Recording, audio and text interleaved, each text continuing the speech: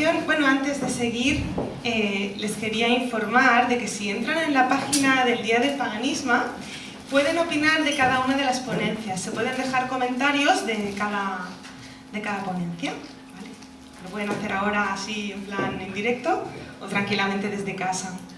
Bueno, entonces ahora sí, vamos con la ponencia que en el programa aparece como la primera de ellas. Les presento a Gaia Soler. Ella es suma sacerdotisa del Coven El Caldero de Kerridwen de Wicca Greencraft. Viene directamente de Madrid. Un aplauso para ella, por favor.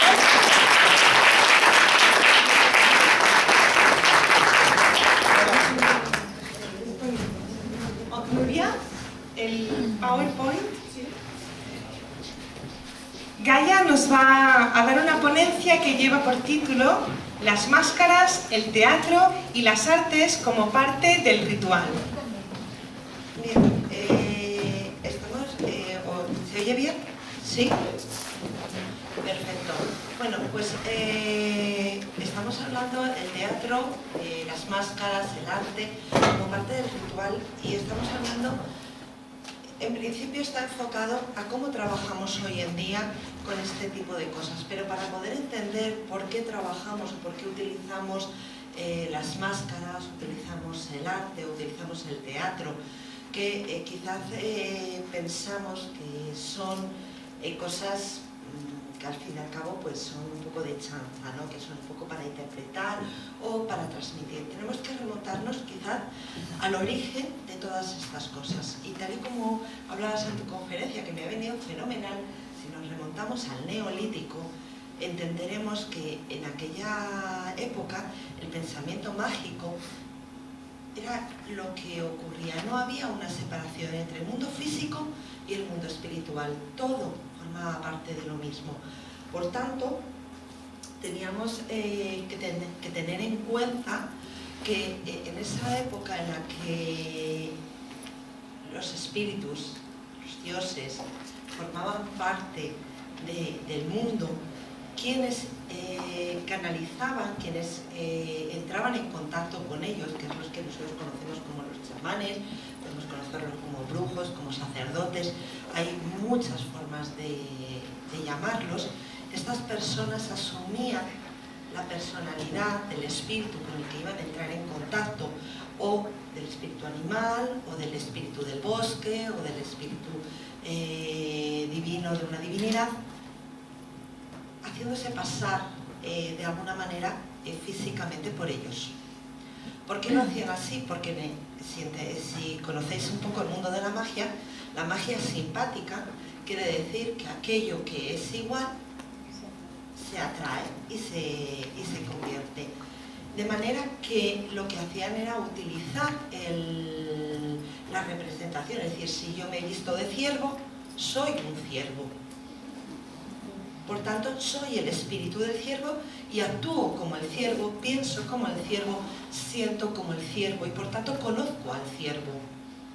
Si necesito ser un cazador, lo que hago es transformarme en un lobo. Soy el lobo, soy el espíritu del lobo y me visto como el lobo. Por un lado, lo que hago o lo que hacemos hoy en día cuando utilizamos las máscaras es dejar nuestro yo, nuestra personalidad, quienes somos ahora mismo, para ser la otra persona. Al ponerme la máscara, lo que hago es dejar mi personalidad, es decir, la persona que va por las mañanas a trabajar, que tiene problemas en el metro, que llega con retraso a una conferencia, para ser lo que yo voy a encarnar en ese momento. Al ponerme la máscara, dejo de ser yo. Al ponerme el atuendo, dejo de ser yo. Todo lo que hoy conocemos como arte, y de hecho la magia la conocemos como el arte, la música, la danza, el teatro, la pintura, la escultura, nace precisamente de estos tiempos en los que cuando yo creaba una figurita, no era una representación para poner encima de la mesa, muy mona, que fíjate, no, tenía alma, tenía espíritu, yo creaba un ser que tenía vida. Por tanto, esas representaciones no solo eran representaciones simbólicas, sino que también eran el espíritu de aquello que yo quería simbolizar. Y el símbolo es muy, muy importante.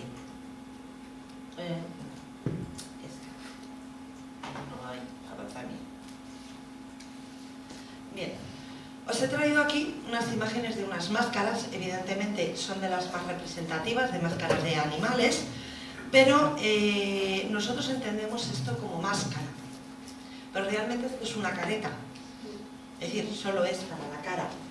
El chamán, la máscara, es todo, es el atuendo, y ese atuendo es totalmente simbólico, es decir, está simbolizando el mundo de los espíritus.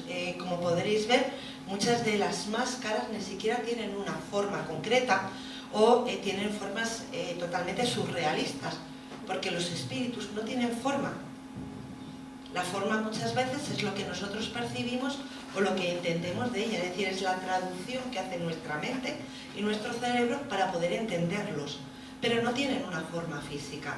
Por tanto, muchas veces en el mundo, sobre todo en el mundo más primitivo, donde tienen menos imágenes creadas, es decir, lo que sería el inconsciente colectivo es más puro y no tiene tantas formas. Es decir, hoy en día cuando hablamos de un elfo, todo el mundo se piensa en un ser alto, rubio, de cabellos largos, orejitas puntiagudas, monísimos, pero antes de que saliera El Señor de los Anillos, en escrito, y que saliera la película, lógicamente, los elfos eran seres pequeñitos, más bien feuchos.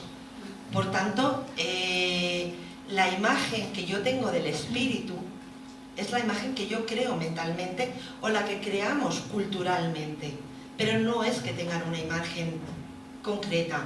De hecho, yo recuerdo en las crónicas de la Dragon's Lance que Tanis, el semielfo, era un poquito más alto porque estaba mezclado con humano, pero era bajito, cosa que después cambia completamente con el Señor o con la imagen del Señor de los Anillos. Cada uno generamos una imagen. Entonces, en los pueblos más primitivos las imágenes son totalmente abstractas, son totalmente incluso a veces extrañas y nos pueden causar temor, más que nada porque lo desconocemos, no por otra cosa. Una máscara puede ser simplemente desde una pintura facial a un atuendo completo con todo su simbolismo, porque estos atuendos no son casuales, sino que tienen todo un simbolismo detrás dependiendo del pueblo, dependiendo de la cultura, dependiendo de quién lo esté utilizando.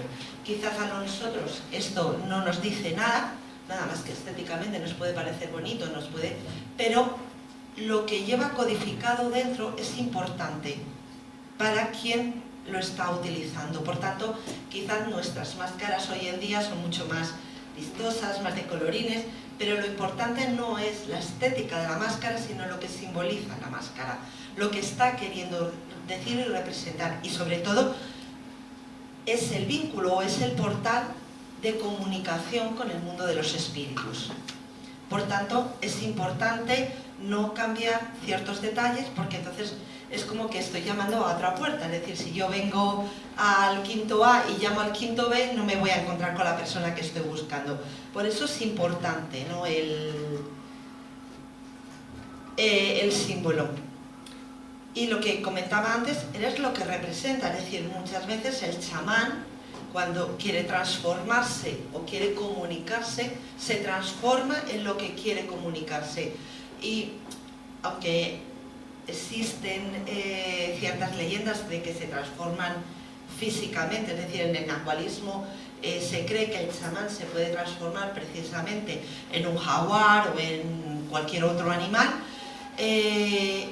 realmente lo que hacemos es esa transformación psíquica que nos permite conectar con el espíritu del animal. Es decir, esto sería, que también habías comentado, los cambiaformas. Son aquellos que caminan por los mundos donde nos encontramos con otros seres y asumimos su piel para poder sentir, entender, comprender su lenguaje, lo que nos quieren decir, y su guía.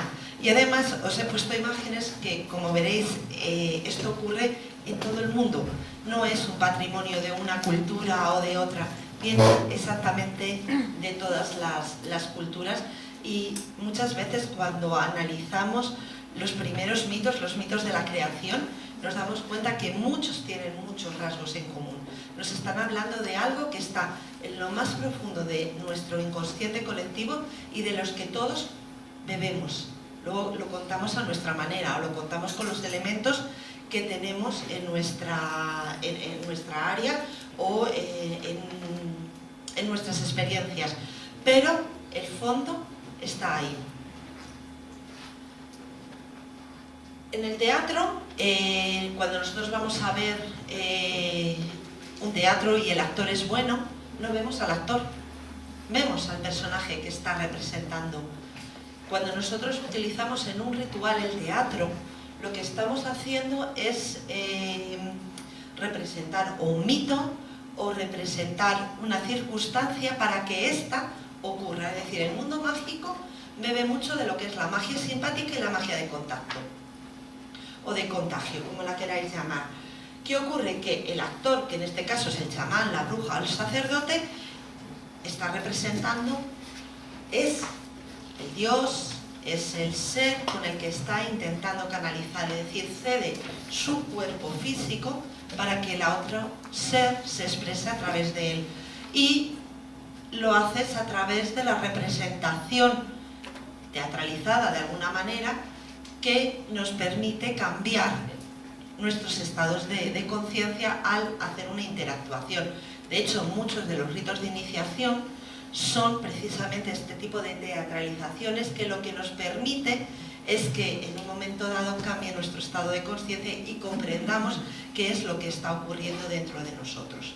Y por tanto, tenemos ese psicodrama que nos permite hacer la transformación.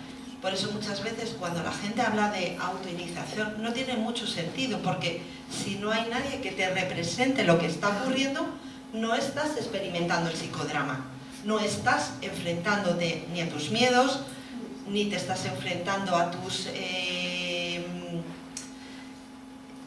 barreras que tienes que romper. Por tanto, bueno, pues hay gente que se siente muy a gusto con ello y yo lo entiendo, pero cuando has experimentado una iniciación donde realmente te han puesto en ese punto entre mundos y te has tenido que enfrentar a todos esos obstáculos, cambia muchísimo tu forma de entender y de percibir el mundo. Y por tanto,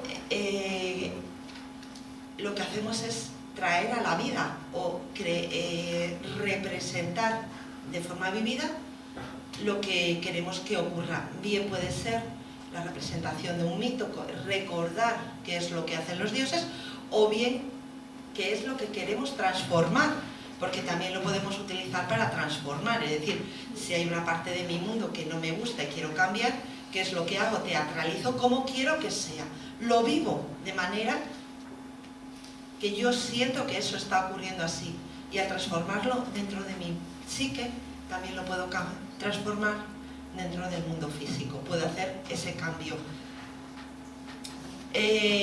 Como veréis, la utilización de máscaras o del teatro ritual se da en todas las culturas, en todo el mundo, y siempre tendremos un teatro de escenario, pero el trasfondo que tiene muchas veces el teatro de escenario es los rituales que había anteriormente, se han ido transformando poco a poco, ha perdido lo que es el contexto simbólico para simplemente pues, ser un entretenimiento. Pero siempre nos damos cuenta que hay una carga que nos apela a aquellos seres míticos, a aquellos dioses o a aquellos espíritus del bosque que nos animan y se representan casi siempre a través de la máscara o a través de la pintura facial o de los atuendos que utilizamos. La danza pasa 3/4 de lo mismo. En el fondo, entre el teatro y la danza solo hay un elemento, que uno es la expresión quizás verbal, pero en la danza tenemos el ritmo, tenemos la música que nos acompaña. Y en casi todas las danzas rituales, curiosamente, se da un fenómeno. Son danzas circulares. Siempre están representando los ciclos o están representando el fluir de la vida, los ciclos cósmicos, los ciclos terrenos, los ciclos personales, y por tanto los ciclos se representan siempre a través de la rueda, y luego cada uno pues tiene sus partes distintivas o marcan dependiendo de lo que sea. No es lo mismo una danza guerrera que pueda ser una danza pues de cortejo o una danza para conseguir la fertilidad o para conseguir que llueva, ¿no? Puede cambiar los matices, pero el concepto de ciclo y de círculos sería la música. Y lo estoy poniendo todo como si fueran partes separadas, pero realmente en el ritual hay un poco de todo. Hay un poco de música, hay un poco de danza, hay un poco de teatro, hay un poco de arte corporal. No podemos separar ni podemos diluir, pero en la música, que es el ritmo que nos permite sincronizarnos con el ritmo, que nos permite latir con los ritmos del corazón de la tierra, con nuestros propios ritmos del corazón, y nos hace sentir que somos todo uno. Es muy importante cuando haces magia en grupo, cuando trabajas en grupo, que todos sientan el mismo propósito con la misma intensidad. ¿Y qué es lo que nos permite aunar? Es decir, uno de los dichos nosotros en brujería que decimos, es decir, para que se produzca la magia tenemos que latir todos como un solo corazón.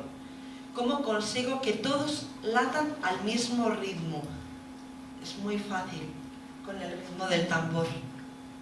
Cuando yo marco el ritmo en el tambor, mi corazón se acompasa al tambor. Pero no solo el mío, sino el de todo el grupo. Si además estás bailando, cuando marcas un ritmo, mi respiración tiene que ajustarse a ese ritmo. Por tanto, ¿qué ocurre? Que todo el mundo se ajusta al mismo tipo de respiración, al mismo latir. Y en ese momento dejamos de ser un grupo para ser uno con una intención. Y es cuando verdaderamente se produce la magia. Y es la música la que me permite llegar a ese estado. En la pintura volvemos exactamente lo mismo, es decir, me da lo mismo que sea sobre un soporte, un lienzo. Es el arte que también me permite comunicar. Esta es una representación de una pintura de una cueva donde hay manos puestas. Nosotros quizás ahora mismo no tenemos el sentido de símbolo, pero posiblemente todo esto fuera un ritual de comunidad, de bienvenida, de formas parte de nosotros. Cuando tú pones tu huella, cuando pones tu mano sobre la pared, ya no eres un individuo, sino eres miembro del colectivo, forma parte. Y todo ello lleva su ritual. Es decir, la pintura puede ser estética y muy bonita, pero conlleva una carga simbólica muy importante. Y lo que no debemos perder es que lo que hagamos puede ser simplemente un dibujo o puede ser una danza muy bonita, pero si carece de la carga simbólica, deja de ser parte del ritual. Es simplemente pues, una actividad lúdica que puede ser maravillosa, que puede ser muy creativa, pero no estamos hablando de ritual. Es lo que diferencia el tipo de arte actual, por ejemplo, de lo que sería el arte mágico. Las pinturas pueden ser totalmente en una superficie, como hemos visto anteriormente, en una pared, o puede ser sobre el cuerpo. De hecho, todavía vemos en muchas culturas que tienen la costumbre de pintarse antes de una boda o antes de una ceremonia importante, porque las pinturas están hablando o están diciendo quién eres. De hecho, por ejemplo, en muchas tribus no solo se pintaban temporalmente, como en estas pinturas de henna, sino que se tatuaban. El tatuaje no era una cosa para adornar, para qué bonito soy, sino que estaba diciendo quién eras, qué logros habías conseguido en la vida, qué sacrificios habías hecho para hacerlo, ¿no? Era todo como tu tarjeta de presentación. Nosotros también, actualmente, pues hacemos lo mismo, nos pintamos, nos decoramos con una carga simbólica. Aparte de decirle, uy, qué monísima que estoy, realmente cuando yo voy a representar a una divinidad o cuando voy a representar un espíritu, me visto, me pinto, me decoro como ese espíritu, con los símbolos de ese espíritu, para cargarme o imbuirme de esa energía y ser un canal mucho más limpio, poder apartar mi personalidad, mi persona, y dejar que sea él el que hable a través de mí. Por ejemplo, los mandalas es otra de las formas de arte ritual en el cual se crea, se construye un esquema del mundo, del universo, para después ser destruido. Porque nada es eterno, todos son ciclos, entonces la oración, la petición se hace a través de la construcción, son muy laboriosos de hacer, pueden llevar semanas, meses de trabajo, de concentración, para después en un momento ser dispersados. Y es otra forma de arte porque tiene armonía, tiene belleza, nos inspira, cuando los vemos somos muy bonitos, pero tienen un sentido y están codificados, es decir, los colores no están puestos de forma casual, las formas no están puestas de forma casual, sino que están representando un código, es decir, todo lo que sería la parte circular es el universo, lo que es la parte cuadrada es el mundo material, y cada color tiene una representación. Por tanto, a veces cuando pintamos mandalas es un momento de concentración muy bonito, pero muchos de ellos carecen realmente del simbolismo profundo que tiene un mandala. Y bueno, pues justo hemos llegado al momento de las preguntas. Tenemos 10 minutitos para que preguntéis lo que os apetezca.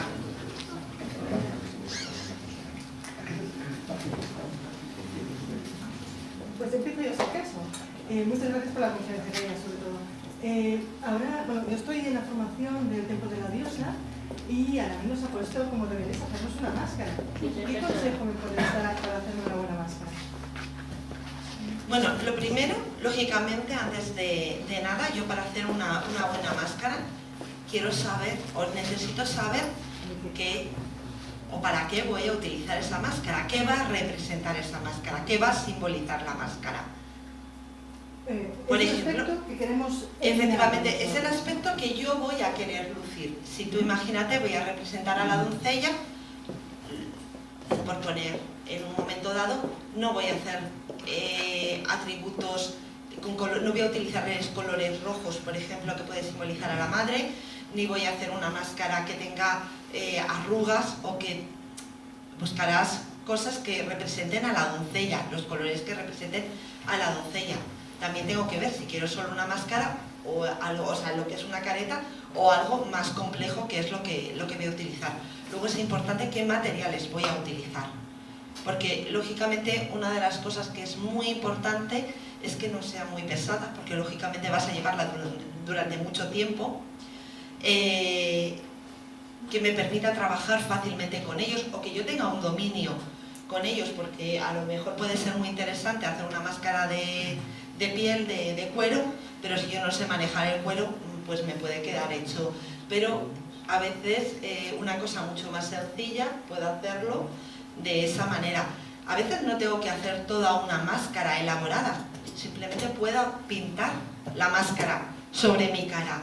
Es decir, hay muchos elementos en los que yo puedo, es mucho más factible, también es menos duradero, la máscara la tengo ahí, cuando la necesito me la pongo, mientras que cuando yo tengo que hacer la pintura, lógicamente tengo que hacerla y deshacerla cada vez que lo voy a utilizar. Pero sobre todo, para mí lo más importante es que cuando voy a trabajar sobre la máscara, no lo voy a hacer en cualquier estado. Voy a buscar en un momento en el que nadie me va a molestar, en el que puedo, es decir, la creación de la máscara en sí es todo un ritual, en el cual necesita su espacio, necesita su momento, necesita su concentración y sobre todo conecta con el espíritu que quieres traer, porque él te va a indicar cuáles son los atributos o qué símbolos son los mejores que le van a representar. No solo el hecho de decir estéticamente, lo que yo sé que también tiene una parte importante, es decir, hablábamos entre la doncella y la anciana y la madre, por poner un ejemplo, pero si yo voy a representar un espíritu animal, evidentemente, si voy a representar un león, yo sé que un león tiene melenas y que es de un color rojizo, dorado, etcétera, etcétera.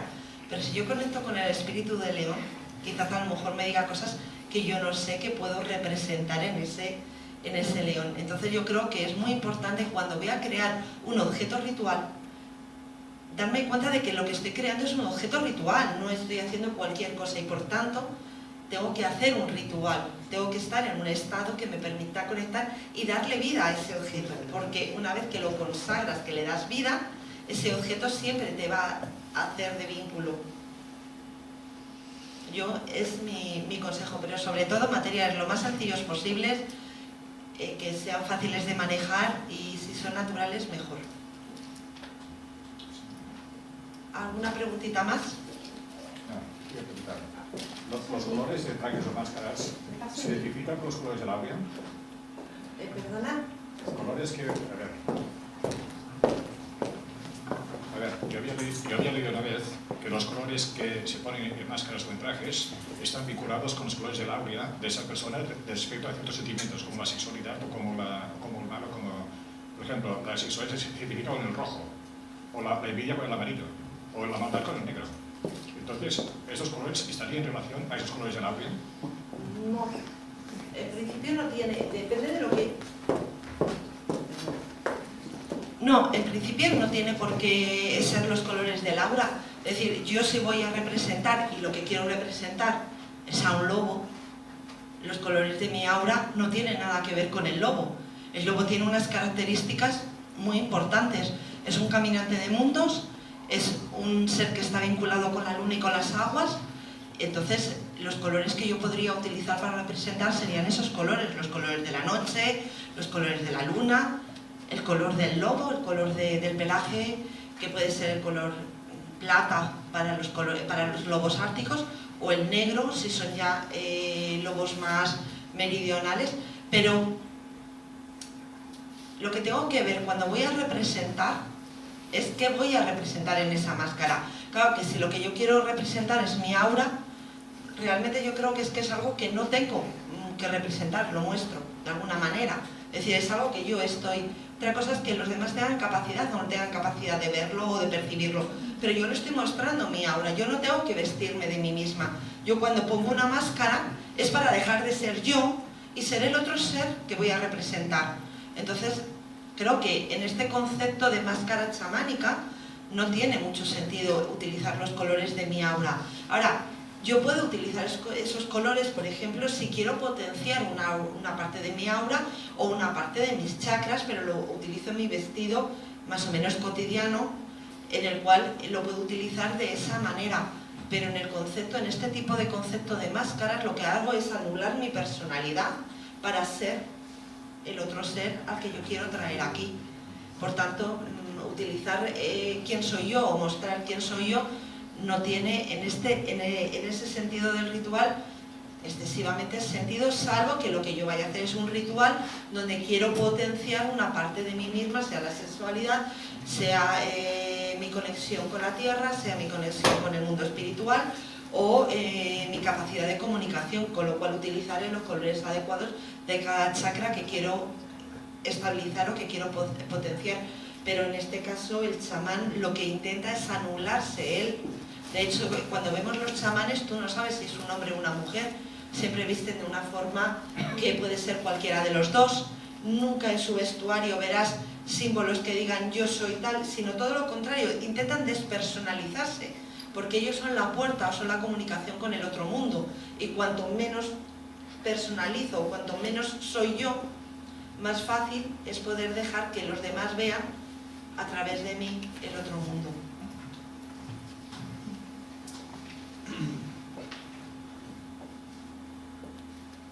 ¿Alguna preguntita más? Pues hasta aquí hemos llegado. Muchísimas gracias.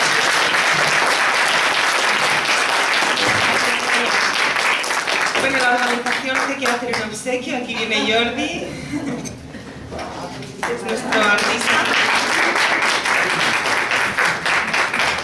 Gracias.